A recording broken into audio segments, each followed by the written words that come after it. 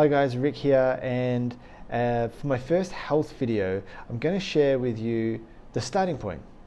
The starting point for everybody who wants to get healthier in some way, when they want to lose weight or they want to get fitter or get in better shape, whatever it is, it doesn't really matter.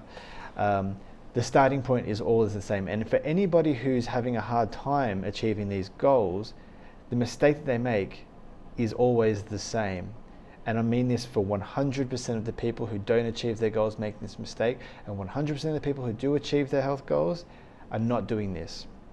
And that is starting off with the way that you think and changing the way that you see yourself. And then at the end, I'll also cover a few exercises that you can do to help start changing that thought process. So make sure you stick around to the end.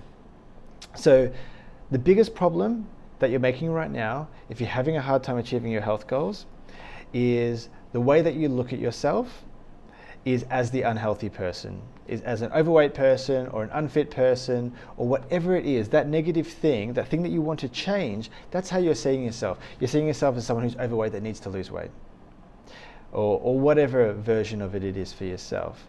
And that's a really unhealthy way to look at it, because we treat ourselves the way that we see ourselves and we behave the way that we see ourselves.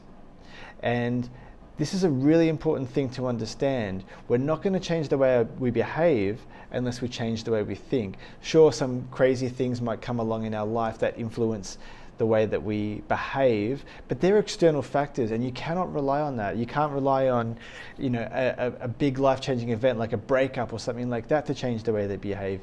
You can't rely on some influence coming along, a friend or a partner or something like that coming on in your life and changing the way you behave. You need to rely on yourself. And that's the only way you're going to be able to move forward. And so, we tend to look at ourselves the way we behave. So that if we change our behaviors, we change the way we see ourselves. But it's also the reverse that's true. So that we change our way we see ourselves, we'll change our behaviors. The mind controls the body just as much as the body controls the mind. If you think about that psychological research that they've done about smiling, all right? Think about smiling for a second. Happy people smile, yes. But people who are in a bad mood, who force themselves to smile, also have been found to go in a better mood. And it's the same sort of concept here that I'm talking about when it comes to changing the way you see yourself. You need to change the perspective you have from being a person that wants to be different to just being that person. So you could look at yourself as an overweight person who needs to lose weight. Or you could look at yourself as an athlete who might have let themselves go a little bit recently and just needs to do a few things to get back to that athletic peak physical condition that you want to be at.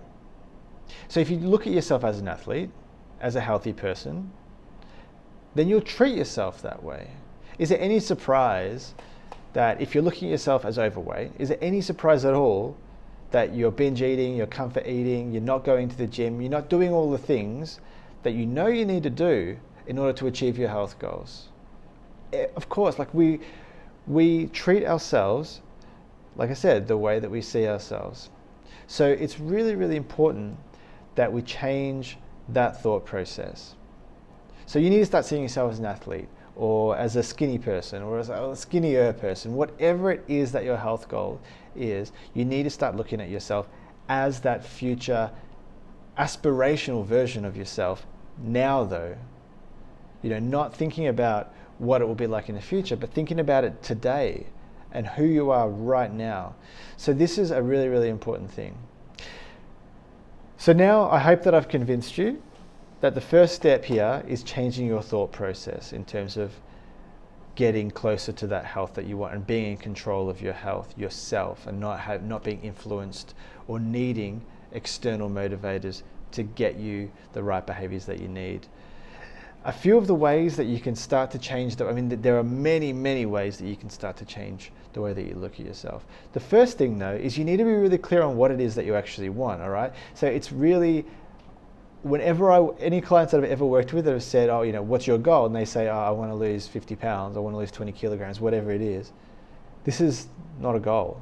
This is a number, and usually a number that's just been plucked out of the air that doesn't actually mean much, usually. Sometimes it does. But you need to know what's behind that number, right? Behind that goal, behind the outcome that you want to get. So is it to play with your grandchildren? Is it to live longer because your doctor is telling you that you might have a heart attack by the age of 45? Is it so you can feel more confidence, when you go out? Is it so you can feel more confidence going to the beach? Is it so you can play sports again? Is it so you can rock climb, kayak, skydive, whatever it is? There's so many things. There's so many reasons to want to be healthy. There's so many reasons that you're being held back in life by not being healthy, right? But pinpoint specifically it is what you want out of that life. And even looking at your life as a whole, from a financial perspective, from a relationships perspective, activities perspective, like I've just talked about, there's in every aspect of life, what is the life that you're going to get from being this person that you want to be? What will your relationships be like? Because obviously your relationships will be affected by that. Not only in your romantic relationships, but all of them. Think about your work life. You're going to be more energetic, more full of confidence and things like that. How does that impact you? So what's your work life going to be like? Finances, obviously it's very expensive to be unhealthy. Fortunately, it has not something that I've had to deal with. I've never been that unhealthy that I was, spending a lot of money on doctors and medicine and stuff like that, because I changed my trajectory early enough. But it's a very, very expensive process trying to keep yourself out of hospital, unfortunately. So think about that, the cost that that's doing to you. Think about every aspect of life. And then, most importantly, think about the person that you need to be to get that aspect of life, because then it becomes very clear what you need to do. Maybe it means that you have to go to the gym 5 times a week. Maybe it means that you have to eat whatever it is that you have to eat. The science of it is actually really easy. Like what you need to eat, what you need to do. We all kind of know it, generally speaking, but even if you need to get very specific, it's not hard, and anybody can find the information that they need to find the diet plan that they need and the training plan that they need to reach that goal. You can do that in about 3 minutes of research. It's not hard at all. But once you've got that, once you know what you want to do, then it's much easier to do that, and then most importantly, it's much easier to execute on that if you've got the right mindset. So this is the important thing. Get clear on what it is that you actually are trying to achieve in life in general, and then understand who it is. And there's so many ways that you can embed that, by the way, to try and embody this aspirational version of yourself. I've done journaling, literally like fictional journaling, like an autobiography, a fictional autobiography of the person. Like today I got up and I went to the gym and I did a 3-hour session with my PT, and I deadlifted 160 kilograms. I've literally done this sort of stuff, and not just with health goals, with many aspects of my life that are important to me. I've done fictional autobiographic journaling of the person I need to be, and it really puts you in that mindset, and it also really it clears your imagination to the exercise of understanding what it is that you want, and really being clear on the life that you're trying to give yourself. This is how you take control of your life, the control of your health. And visualization is really, really important. And then once you've got that very clear, you can do so many other things. You can look at affirmations and being clear on the affirmations that you need to have. I'm strong, I am powerful, I'm happy, I am healthy, I am loving, whatever it is. All of these things are really important to affirm yourself in the right way. And when you're very clear on that vision that you're moving towards, then the affirmation means so much more as well, and it's more powerful, it's more effective, and it's going to work for you. It's going to change your life. So these are the ways that you can do that. You can